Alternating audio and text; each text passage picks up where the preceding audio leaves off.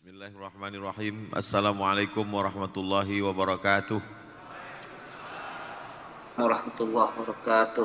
Alhamdulillah wassalatu wassalamu ala Rasulillah wa ala alihi wa sahbihi wa man tabi'ahu wa mawalah. Yang sama-sama kita hormati Bapak Jenderal Manajer PLN Sumatera Selatan, kemudian Bapak Pimpinan PLN Sumatera dan Kalimantan, keluarga besar PLN, pimpinan, karyawan, pegawai, tak dapat saya sebutkan satu persatu. Insya Allah kita semua dimuliakan Allah Subhanahu wa Ta'ala. Amin ya Rabbal Alamin. Hadir juga bersama kita pada kesempatan ini Habib Mahdi bin Syihab, Ustadz Kemas Muhammad Ali, kemudian Ustadz Irawan Taqwa dan para asatiz. Mudah-mudahan para ustadz kita dipanjangkan umurnya, disehatkan badannya sehingga kita dapat ilmu selalu. Apalagi para ustadz-ustadz ini, bil khusus Ustadz Kemas Muhammad Ali dan Habib Mahdi memang menyampaikan tausiah di PLN Sumatera Selatan di Palembang. Bapak Ibu yang dimuliakan Allah Subhanahu wa Ta'ala, hubungan saya dengan PLN, hampir semua orang punya hubungan dengan PLN ini. Cuman kadang ketika lampu hidup, hubungan baik, mereka lupa dengan pegawai PLN. Tapi ketika mati lampu, baru dia dicaci maki PLN. Oleh sebab itu menjadi pegawai PLN itu memang mesti banyak-banyak beribadah. Karena kalau tidak disumpah orang. Kenapa saya katakan demikian? Karena banyak orang yang tidak paham. Begitulah manusia ini, kalau dapat nikmat dia lupa, begitu nikmat itu hilang baru dia ingat, dan ingatnya itu penuh dengan sumpah serapah. Sampai-sampai dulu saya dengan PLN ini hubungannya dari mulai kajian rutin di PLN Pekanbaru. Saya ada kajian rutin setiap pagi, lupa hari Jumat apa hari Kamis apa hari Senin, tapi yang jelas itu hari kerja di musola kecil PLN Pekanbaru. Setelah itu kemudian PLN Provinsi Riau sampai meresmikan masjidnya, bahkan meminta nama masjidnya. Saya kasih nama masjidnya, Masjid PLN Riau itu Masjid Ad-Diya. Diya artinya cahaya yang terang benderang. Bedanya dengan nur, nur artinya cahaya bulan. Sedangkan cahaya matahari itu disebut dengan diya. Saya tidak pakai nur cahaya bulan karena yang biasanya diambil cahayanya oleh PLN itu cahaya matahari, bukan cahaya bulan. Sedangkan cahaya bulan itu memantulkan cahaya matahari. Cahaya yang paling kuat yang asli dari sumbernya adalah cahaya matahari. Maka saya kasih nama masjid itu Masjid Ad-Diya. Diya, cahaya yang terang benderang. Lalu kemudian ketika saya ada jadwal pengajian di suku Talang Mama, lebih kurang 5 jam naik kendaraan roda 4 dari ibu kota provinsi sampai ke tepi sungai. Dari sungai kami masuk lagi ke dalam, ke hutan lindung lebih kurang 7 jam. Sampai di dalam itu ada masjid, lantainya semen hancur bercampur tanah. Kemudian dinding-dindingnya pula kayu yang lapuk. Lalu kemudian 2 orang pegawai PLN kami bawa masuk ke dalam. Akhirnya mereka melihat, mencatat-catat, menulis-nulis. Setelah sampai ke kota Pekanbaru, mereka sampaikan ke saya, Ustadz Abdul Somad, masjid yang di dalam itu insya Allah PLN yang akan menyelesaikannya. Nah, jadi masalah PLN membangun masjid ini, PLN membangun kelas di suku terasing, memang sudah lama saya dengar, saya tahu, apalagi zakat PLN itu amat sangat besar dan bermanfaat buat umat. Dan hari ini pula di kota Palembang, Sumatera Selatan, saya diberikan lagi kesempatan untuk bersama dengan keluarga besar PLN dalam rangka memasuki masjid yang baru, besar, megah, mewah, Masjid Nurul Ikhwan. Nur cahaya, ikhwan persaudaraan, cahaya persaudaraan. Di masjid ini kita tidak lagi melihat suku, bangsa, rupa, warna kulit orang, tapi yang dilihat adalah bersaudara, dan persaudaraan itu diikat oleh satu ikatan la ilaha illallah Muhammadur Rasulullah. Wa annal masajida lillah. Masjid itu punya Allah, masjid itu milik Allah. Oleh sebab itu walaupun namanya Masjid PLN, dijelaskan oleh Pak GM tadi bahwa ini masjid PLN, tapi ada anak-anak sekitar yang datang mengaji kemari. Memang ini masjid PLN, tapi pegawai-pegawai kantor sekeliling PLN ini ternyata sholatnya juga datang kemari. Oleh sebab itu dalam Islam tidak ada masjid suku, masjid orang Melayu yang Batak dilarang masuk, tak ada. Masjid orang Batak, orang Jawa tak boleh masuk, tak ada. Dalam Islam itu wa annal masajida lillah. Tapi tentu kita tetap menghormati yang membangunnya, yang mewakafkannya. Itu adalah salah satu penghormatan dalam Islam. Oleh sebab itu maka bangunan yang pertama didirikan di atas muka bumi ini, a'udzubillahi minasyaitonirrajim, inna awwala baitin wudi'a linnas. Bangunan pertama yang dibangun di atas muka bumi, lalladzi bi Bakkah, yang ada di kota Bakkah. Nama lainnya Makkah, nama lainnya Ummul Qura. Masjid yang pertama dibangun di atas muka bumi adalah Masjidil Haram. Setelah itu bangunan yang kedua apa ya Rasulullah? Masjidil Aqsa. Diabadikan dua masjid ini dalam satu ayat. Subhanalladzi asra bi'abdihi lailan minal masjidil harami ilal masjidil aqsa. Kam bainahuma, berapa jarak antara keduanya ya Rasulullah? Kata Nabi arba'una sanah, 40 tahun. Ini menunjukkan bahwa Allah Ta'ala membuat bangunan yang pertama di atas muka bumi ini adalah masjid. Oleh sebab itu Nabi Muhammad SAW ketika beliau pindah hijrah dari kota Makkah ke kota Al-Madinah Al-Munawwarah, bangunan yang pertama yang beliau bangun juga masjid. Itulah Masjid Quba.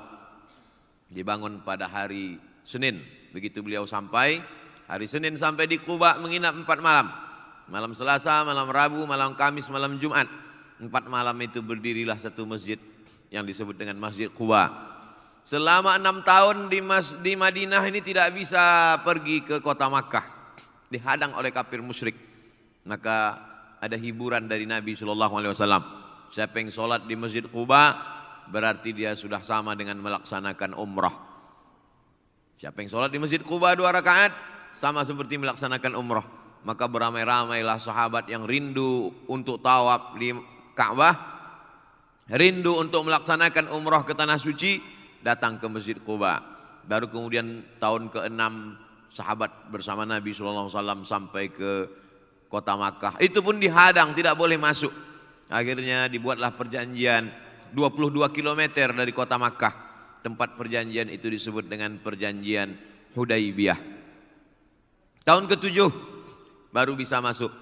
Itu pun umrah qadha namanya, dipimpin oleh Abu Bakar Siddiq. Tahun ke-8 barulah bisa Nabi masuk ke kota Makkah Al-Mukarramah. Itu yang disebut dengan pembebasan kota Makkah, yang terkenal populer dengan istilah Fathu Makkah. Artinya apa? Islam selalu memberikan alternatif. Kalau engkau bisa melaksanakan umrah, pergilah ke kota Makkah. Tapi sekarang orang tak bisa melaksanakan umrah, maka sholatlah di Masjid Quba. Orang Madinah yang tak bisa melaksanakan umrah karena COVID-19, karena terbatas bisa masuk Masjidil Haram, bisa sholat di Masjid Quba. Nah, bagaimana dengan kita? Maka kita yang berada di Palembang, Sumatera Selatan pun tidak berkecil hati, karena kita juga bisa dapat pahala umrah dengan sholat di Masjid Nurul Ikhwan ini. Man sholat subuha fi jama'atin, siapa yang sholat subuh berjamaah, summa qa'ada yadhkurullah, duduk berzikir mengingat Allah, hatta tatlu asyam, sampai terbit matahari, summa yusalli rak'ataini, sholat sunat 2 rakaat. Syaratnya 4, sholat subuh berjamaah, duduk berzikir mengingat Allah sampai terbit matahari, sholat sunat 2 rakaat, namanya sholat sunat isyraq. Kata Nabi, kanat lahu ka ajri hajjatin wa umrah, dia dapat pahala seperti haji dan umrah, tamah, sempurna, sempurna, sempurna. Ini menunjukkan Islam tidak menutup satu pintu kebaikan. Makanya kalau ada satu pintu kebaikan yang kita lolos, tidak sempat melakukannya, jangan sedih. Ada pintu-pintu yang lain. Man bana masjidan, siapa yang bangun masjid, banallah mithlahu baitan fil jannah. Siapa yang membangun masjid, dibangunkan Allah untuknya satu tempat dalam surga. Tak bisa membangun masjid secara pribadi, membangun masjid secara institusi. Ini dilakukan oleh PLN. Jadi aslinya kita ini memang punya cita-cita membangun masjid. Dalam kepala kita, nasihat kepada anak-anak kita, jangan sampai mati sebelum bangun masjid. Dalam hati mesti ada niat dalam hati. Sebelum saya mati, saya mesti bangun masjid. Makanya mencari duitnya semangat. Kalau dia ada bisnis di luar ini semangat. Kalau dia kerja menabungnya semangat. Karena cita-citanya bukan cuma bangun rumah, tapi bangun masjid. Sebelum mati bangun masjid. Tidak bisa bangun masjid pribadi. institusi. PLN bangun masjid sudah banyak sekali. Yang saya alami sendiri, masjid kantor PLN, masjid yang dibangun oleh PLN di kampung suku terasing, masjid-masjid yang direnovasi ulang oleh PLN. Oleh sebab itu ini juga bagian dari amal berjamaah. Maka disebut dia dengan Nurul Ikhwan, cahaya persaudaraan, karena bersaudara dalam tolong menolong menegakkan rumah Allah. Tapi kebahagiaan jangan sampai euforia sesaat. Melihat masjid yang megah, yang cantik, yang terang benderang, yang sejuk, yang dingin, lalu kemudian senang, belum cukup. Orang beriman itu tidak pernah merasa pada zona aman. Dia selalu ingin terus. Setelah masjidnya siap, ada yang lebih berat lagi dari membangun masjid. Masjid ini luar biasa cantik, tapi cukup dibangun dalam 10 bulan selesai. Itu menunjukkan kemapanan ekonomi. Berbeda dengan masjid-masjid swadaya masyarakat yang dibangun di pinggir jalan, kesulitan yang luar biasa. Ini nikmat Allah. Wa amma bi ni'mati rabbika fahaddits. Adapun nikmat Allah, maka ceritakanlah. Ini dalam rangka menceritakan nikmat Allah kepada saudara-saudara kita, makin semangat dia untuk membangun masjid. GM-GM yang lain, BUMN, perusahaan, swasta, pegawai-pegawai, maka mendengar cerita ini, di-share, ditonton secara streaming, disaksikan, ditonton di YouTube, maka ini memberikan semangat luar biasa. Ini bagian dari dakwah. Mungkin selama ini saya hanya berceramah, marilah membangun masjid. Tapi sekarang melihat nyata masjid. Saya senang juga diundang dalam acara peresmian masjid ini. Berarti ceramah saya selama ini didengarkan oleh jamaah. Yang selama ini selalu saya katakan, tolong undang saya meresmikan masjid. Jangan lagi undang meletakkan batu pertama. Karena banyak batu pertama diletakkan tak selesai-selesai sampai batu terakhir. Jadi PLN termasuk yang mengabulkan permohonan harapan doa saya. Setelah masjid siap selesai, baru saya diundang datang. Maka tampaklah bahwa jamaah tidak hanya sekedar mendengar, tapi juga mengabulkan dan mengamalkan apa yang disampaikan oleh para ustadz dan guru-guru kita. Nah, ada kebahagiaan dalam hati orang beriman ketika masjid sudah tegak berdiri. Tapi jangan cukup sampai di situ. Ada lagi yang lebih berat daripada itu bagi orang yang merasa itu beban.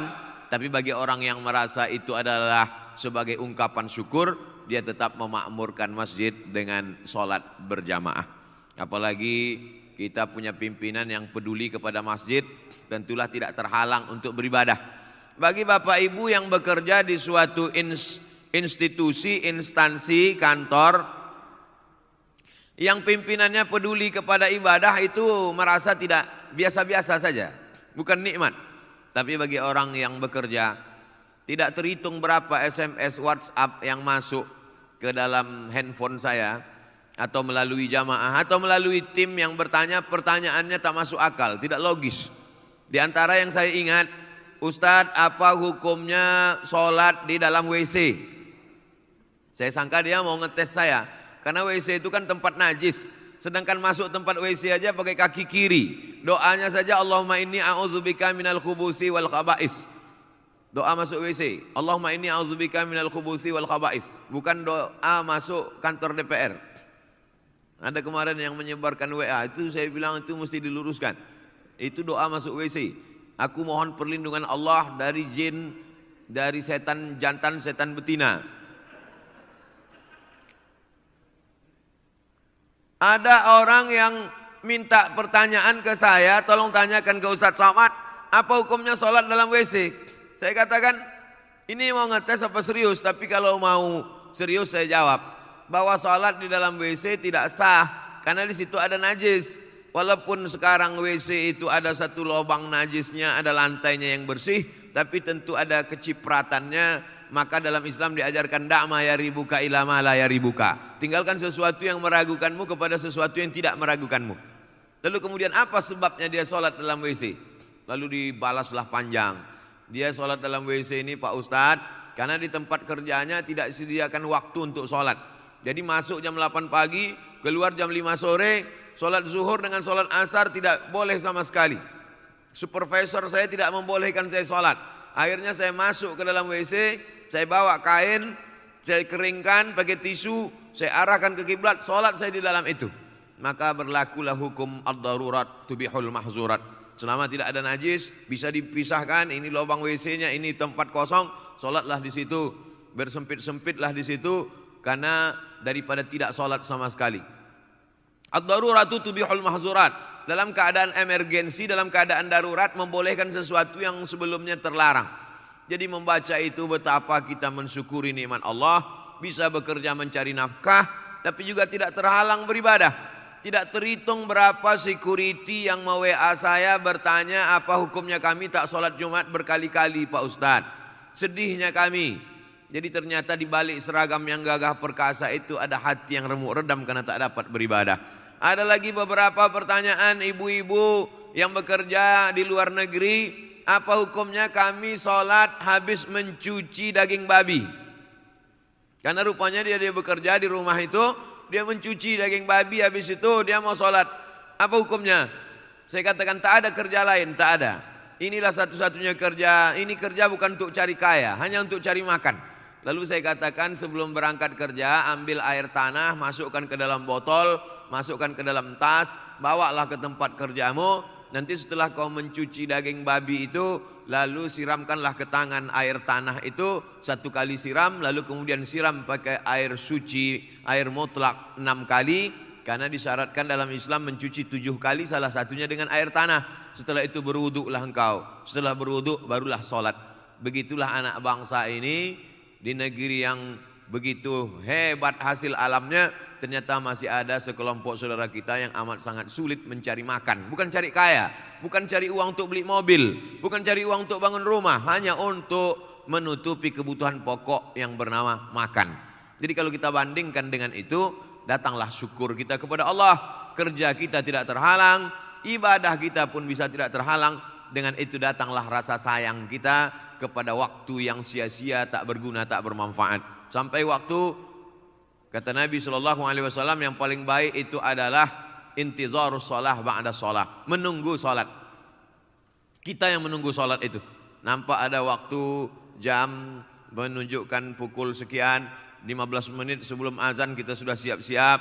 Idza dakhala ahadukumul masjidah. Kalau kamu masuk ke dalam masjid, maka yang dilaksanakan pertama kali salat sunat tahiyatul masjid, lalu setelah itu salat qabliyah. Tentu saja bekerja di sini zuhur dengan asar, qabliyah zuhur. Tentang qabliyah zuhur kata Nabi, man shalla isnatai asyarata raka'ah, siapa yang salat 12 rakaat fil yaumi wal lailah, sehari semalam, bunya lahu bihinna baitun fil jannah. Siapa yang salat 12 rakaat sehari semalam, dibangunkan satu tempat dalam surga. Apa itu yang 12 rakaat? 4 rakaat sebelum zuhur dengan tetap 2 rakaat 1 salam, 2 rakaat setelah zuhur, 2 rakaat setelah maghrib, 2 rakaat setelah isya, 2 rakaat sebelum subuh. Saya ulang sekali lagi, 4 rakaat sebelum zuhur, 2 rakaat setelah zuhur, 2 rakaat setelah maghrib, 2 rakaat setelah isya, 2 rakaat sebelum subuh. Itulah yang dimaksud dengan sholat sunat rawatib yang muakkad, yang kuat. Adapun 6 rakaat lagi rawatib juga, tapi tidak muakkad, tidak begitu kuat. Kita tetap laksanakan 2 rakaat sebelum asar, 2 rakaat sebelum maghrib, 2 rakaat sebelum isya. 6 rakaat kita tetap laksanakan. Ini adalah ibadah-ibadah yang kalau tidak kita sempat-sempatkan. Beribadah ini kalau menunggu sempat tak akan sempat. Nantilah ini sedang sibuk betul, banyak laporan, banyak kerjaan, pemasangan instalasi, menghitung segala macam. Nantilah menunggu waktu luang. Ternyata tak akan pernah ada datang waktu luang. Nantilah setelah pensiun. Ternyata malaikat maut datang tak menunggu pensiun. Oleh sebab itu maka beribadah ini sempat-sempatkan, beribadah ini luang-luangkan.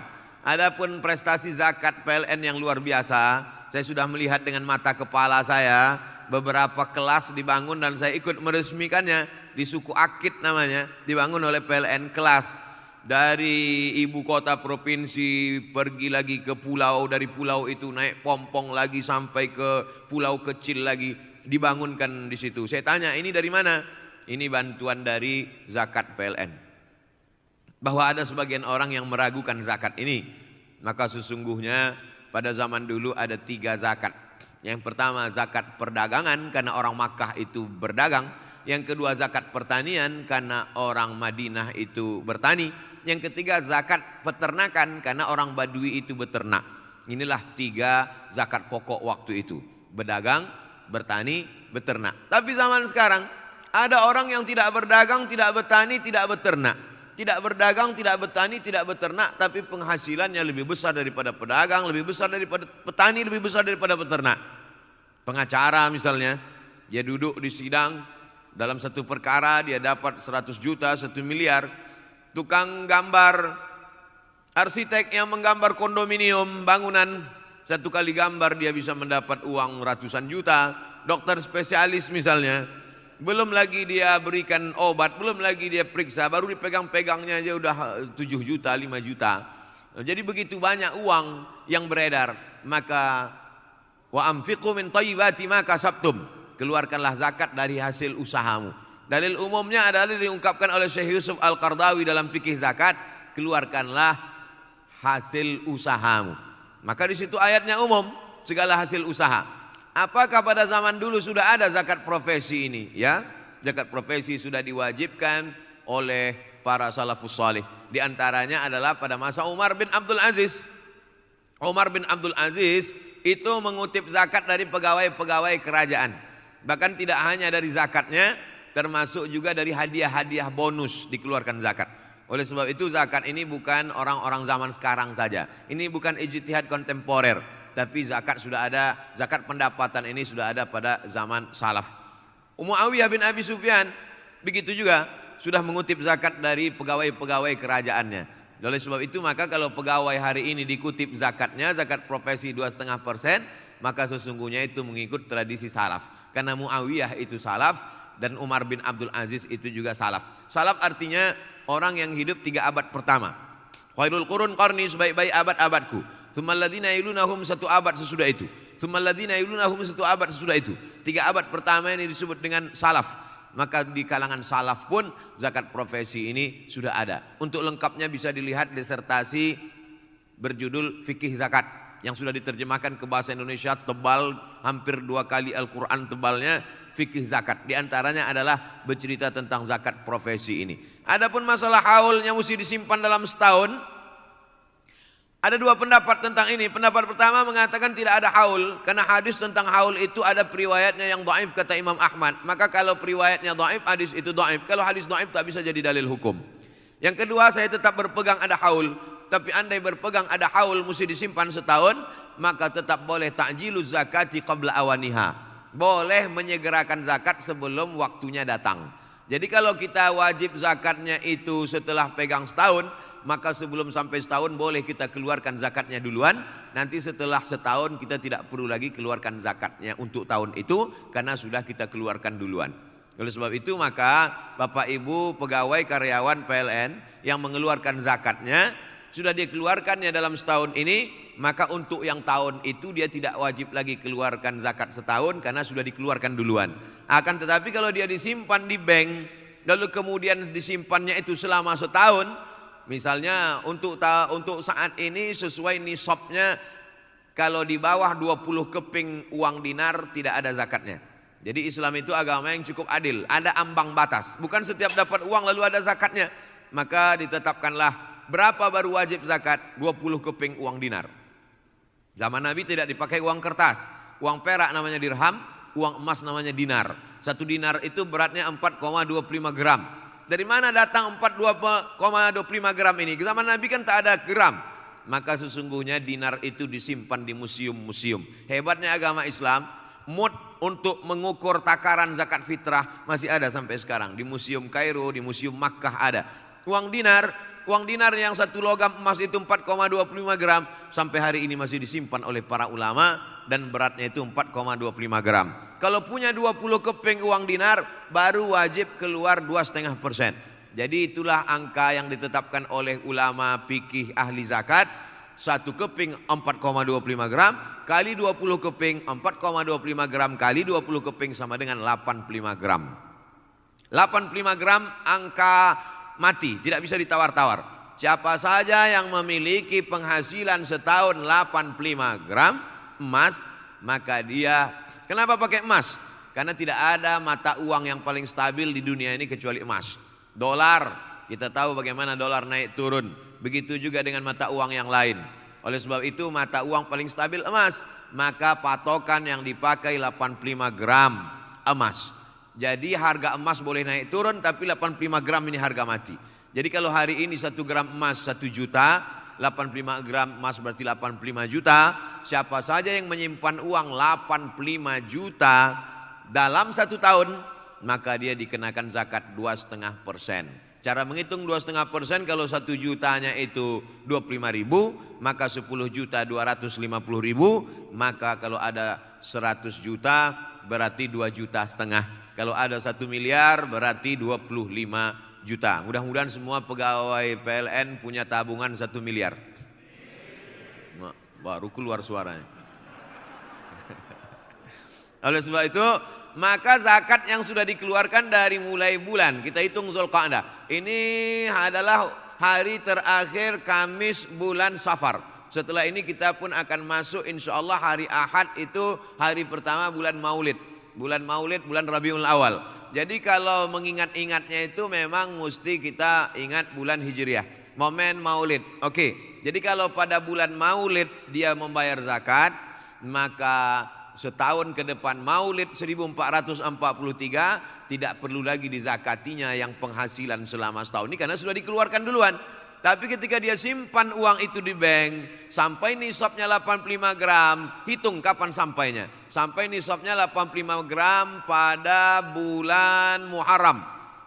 Maka dia buatlah catatan, 85 gram pada bulan Muharram. Bertahan sampai tahun depan, maka dikeluarkanlah zakatnya 2,5%. Menurut hitungan mudah simpel yang saya kasih tahu tadi, tapi ingin juga saya sampaikan, saya ajarkan berdasarkan pertanyaan jamaah juga. Ustadz, bagaimana caranya biar supaya kita seumur hidup tak berzakat? Ada juga caranya. Tadi kan ambang batasnya 85 gram, ya. Maka jangan sampai 85 gram, jangan sampai 85 gram, jangan sampai 85 juta. Jadi diintip-intiplah tabungan itu. Begitu sampai tabungan itu 80 juta, beli tanah. Sampai 80 juta, 81, 82, 83, udah ada sedikit lagi 84, buat kos-kosan. Itu insya Allah seumur hidup tidak akan berzakat. Sampai pensiun tak akan berzakat. Tapi ingat, cara Allah untuk mengeluarkan duit itu ada saja. Bisa lewat jantung koroner, diabetes meletus, asam urat. Saya sekedar ngasih tahu, kalau tak percaya ya tes sajalah, coba-coba. Allah Subhanahu wa taala, wa na'lamu ma tuwaswisu bihi nafsuh. Kami tahu apa yang berbisik-bisik dalam hatimu, wa nahnu aqrabu ilaihi min hablil warid, karena kami lebih dekat kepada engkau daripada urat lehermu sendiri. Allah itu tahu. Bagaimana taunya Allah? La ta'khudhuhu sinatun wala naum. Allah tidak mengantuk, Allah tidak pernah tidur. Oleh sebab itu maka zakat ini kesadaran kita sendiri. Tidak akan mungkin badan amil zakat PLN mengutip satu-satu datang ke rumah memaksa, tidak. Karena sifatnya sukarela, kita hitung sendiri, kita bayarkan sendiri. Tapi ada juga orang yang dia pakai kecerdasan akalnya untuk mengakal-akali zakat. Kata dia, ini saya tidak bisa bayar Pak Ustadz, karena dia berpendapat bayar zakat ini neto, bersih. Jadi dia mau dipotong 2,5% setelah keluar semua. Potongan air, potongan listrik, walaupun orang PLN tetap juga bayar listrik. Potongan belanja, potongan ini tidak. Maka sesungguhnya dikeluarkan dalam bentuk bruto, kosong, kotor. Setelah dikeluarkan, kalaulah zakat itu, saya menjadi tim sosialisasi zakat itu bertahun-tahun. Dari tahun 2009, pulang dari Maroko 2007, 2009 saya menjadi tim sosialisasi zakat. Masuk kantor, keluar kantor, BUMN, perusahaan, bank, sosialisasi zakat. Berjam-jam kita sampaikan materi. Ketika pertanyaan, ada pertanyaan? Mohon maaf Pak Ustadz, kami ini fakir miskin semua, tak ada yang bisa dizakati, hutang kami banyak. Jadi dia berpedoman bahwa orang yang banyak utang katanya tidak keluar zakat. Siapa yang banyak utang maka tidak berzakat. Keliru. Yang dimaksud dengan utang itu adalah jurus 3+2. Yang dimaksud 3+2, siapa saja yang berdagang, jualan, bisnis. Mungkin Bapak sehari-hari pegawai PLN, tapi dia ada bisnis di luar. Banyak bisnis, nalar bisnisnya hidup. Begitu dia dengar ada bisnis ini, dia jual. ini jual. Apa bisnismu sekarang? Janda bolong. Jual, semua jual. Itulah yang berlaku itu utang tidak bayar zakat.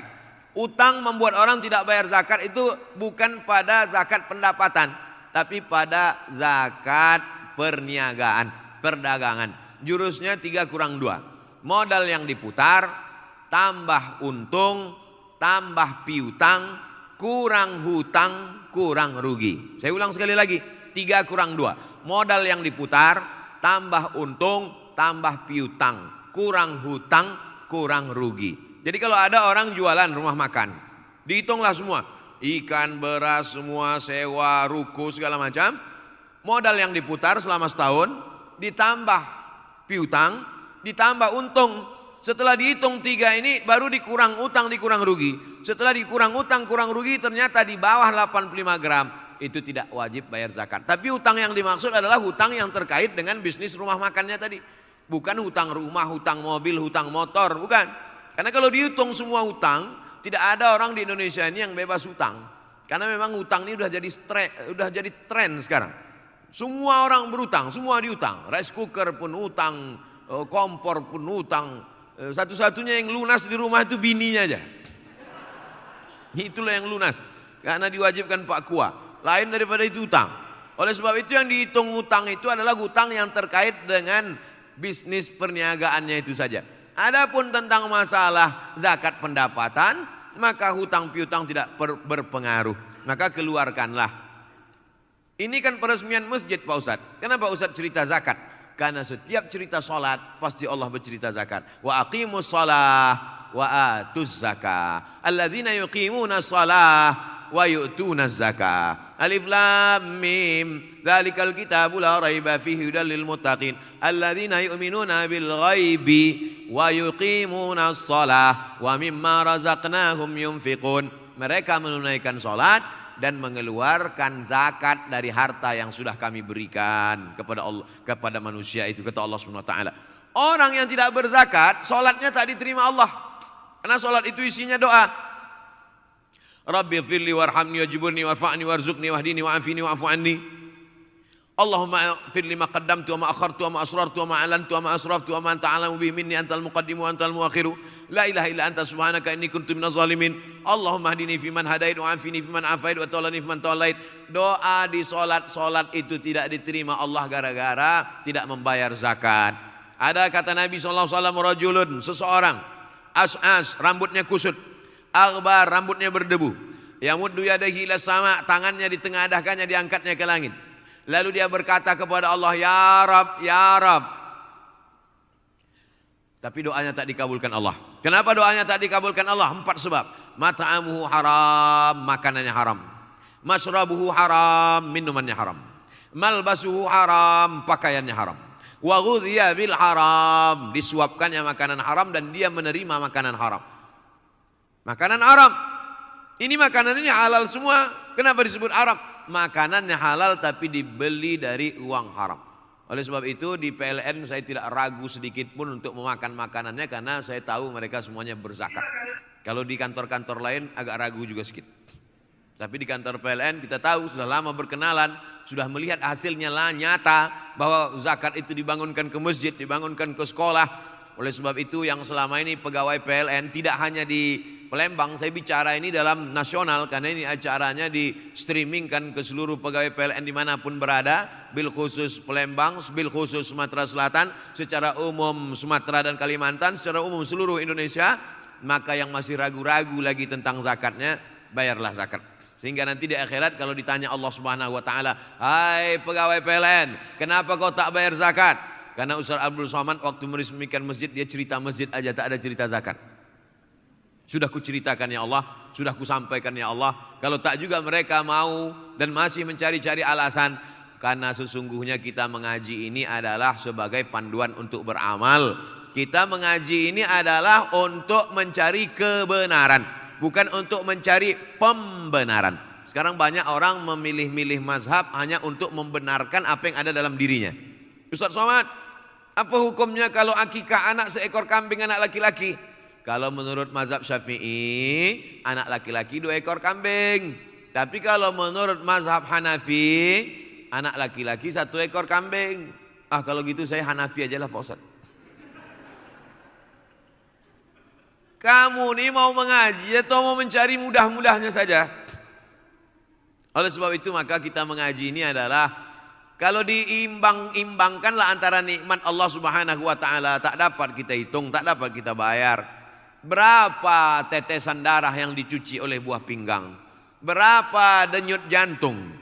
Kita baru tahu nikmat itu kalau dia sudah hilang dari diri kita. Oleh sebab itu pergilah ke rumah sakit, tengoklah orang yang operasi cangkok jantung, tanyakanlah orang bagaimana katup jantung, lihatlah orang bagaimana mencuci darah, keluar dari badan, masuk ke dalam selang, masuk ke dalam mesin, 5 jam, 9 jam berada di rumah sakit. Sakitnya tak terkatakan lagi, duitnya, waktunya. Oleh sebab itu ketika kita diberikan Allah kesehatan ini, nikmat Allah dia titipkan kepada kita. Oleh sebab itu maka bayarlah zakat, ini yang paling tinggi. Apakah setelah zakat itu kita tidak memberikan yang lain? Kita berikan yang lain. Alhamdulillah tadi penyerahan yang luar biasa kepada anak yatim, kepada guru mengaji. Ini yang disebut dengan sedekah. Karena Allah Subhanahu wa taala sudah membagi, ada kotak-kotaknya. Ada kotak yang wajib namanya zakat, tapi ada kotak yang sunat namanya infak dan sedekah. Tapi Allah Maha Adil, yang bisa kasih duit namanya infak, yang tak bisa kasih duit namanya sedekah. Sedekah itu lebih ringan, lebih di bawah lagi daripada infak. Kasih duit, kasih semen namanya infak. Tapi kalau kasih bukan materi namanya sedekah. Makanya senyum itu disebut dalam hadis sedekah. Tabassumika fi wajhi akhika sedekah. Senyummu ke wajah saudaramu adalah sedekah. Tapi zaman sekarang sedekah senyum pun payah karena pakai masker. Tak tahu kita dia entah senyum tak apa, tiba-tiba keluar aja suara. Oleh sebab itu maka Allah Ta'ala Maha Adil, likulli sulama minkum sedekah.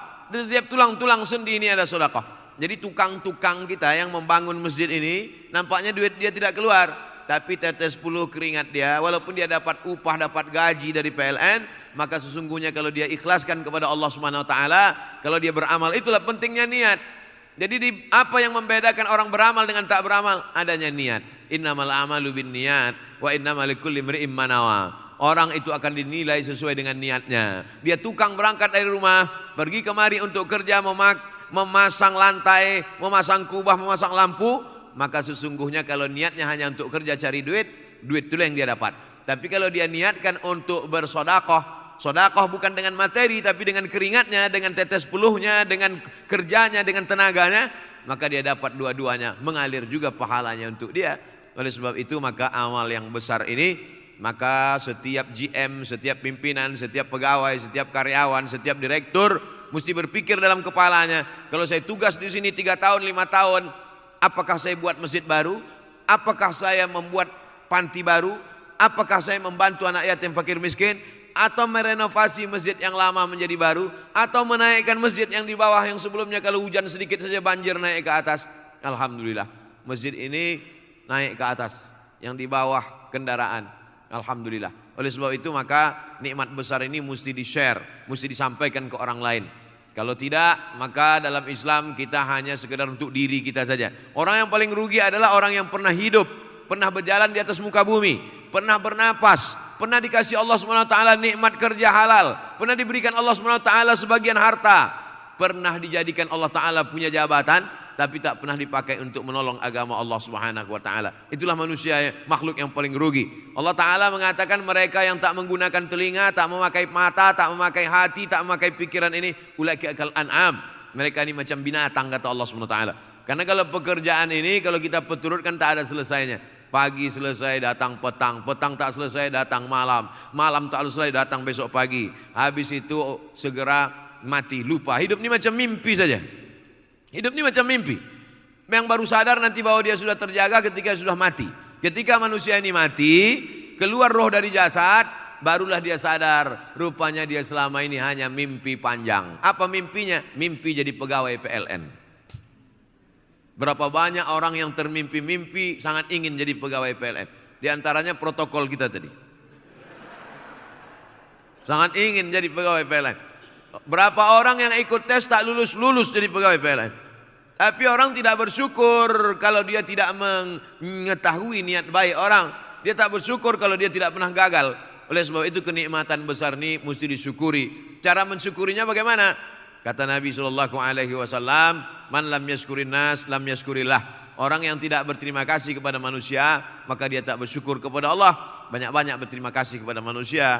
Bagaimana mensyukuri nikmat ini? Mensyukuri dengan lidah, banyak-banyak berzikir, bertasbih, bersolawat. Bagaimana mensyukuri dengan tangan? Gunakan tangan untuk melaksanakan ibadah kepada Allah. Mensyukuri dengan hati, banyak-banyak bersyukur kepada Allah. Mensyukuri dengan harta, banyak-banyak berinfak, berwakaf, berzakat dan bersedekah. Pada akhirnya, la in syakartum, kalau kau syukuri nikmatmu ini, la azidannakum, pasti kutambah kata Allah. Wala in kafartum, tapi kalau kau kufur tak kau syukuri, inna adzabi lasyadid, maka sesungguhnya azabku amat sangat menyakitkan. Sekali lagi saya ucapkan selamat atas diresmikannya pemakaian Masjid Nurul Ikhwan PLN Kota Palembang, PLN Sumatera Selatan. Mudah-mudahan ini menjadi inspirasi bagi kota-kota lain, masjid-masjid lain, sehingga bagi yang ragu membuat bagaimana masjid yang efektif, bisa masjid di atas, parkir di bawah, datanglah ke Palembang, studi banding sekaligus makan PMP kapal selam. Dapat dunia, dapat akhirat. Nanti setelah melihat bagaimana cara membangun masjid 10 bulan, bagaimana masjid bisa efektif, bagus, bagaimana masjid tidak hanya dinikmati oleh orang PLN tapi sekitarnya mendapat rahmat, maka dia menjadi amal jariah. Man sanna fil islami sunnatan hasanatan. Siapa yang membuat suatu tradisi yang baik, diikuti oleh daerah lain, terinspirasi daerah lain dengan masjid ini, falahu ajruha wa ajru man amila biha, maka dia dapat pahalanya dan dapat pahala orang lain yang melakukannya. Datang orang Papua kemari, datang orang Sulawesi kemari, datang orang Aceh kemari, dia buat sama macam ini di tempat dia. Kalau begitu luang ini sempit, tak ada tempat parkir, kami buat parkir di bawah, masjid di atas. Atau dia berpikir lain, nah, biar jangan sama, kita buatlah parkir di atas, masjid di bawah. Falahu ajruha, dia dapat pahalanya, wa ajru man amila biha, maka pahala mereka tetap mengalir juga. Ini yang disebut dengan multi level marketing, tapi bukan 5%, 10%, tapi mendapatkan lipatan ganda yang tak terhingga. Inilah yang akan mengalir sesudah kita mati menghadap Allah Subhanahu wa taala. Idza matal insan, kalau manusia mati, inqata'a, putus. Di antara yang tetap mengalir adalah shadaqatun jariyah, ilmun yuntafa'u bih, waladun salihun yad'u lah. Mudah-mudahan anak kita menjadi anak-anak yang soleh, mudah-mudahan rezeki kita barokah, mudah-mudahan apa yang kita lakukan ini hanya mencari ridha Allah. Terima kasih atas segala perhatian, mohon maaf atas segala kesilapan dan kekhilafan. Saya ucapkan tahniah, selamat dan berkah. Wassalamualaikum warahmatullahi wabarakatuh.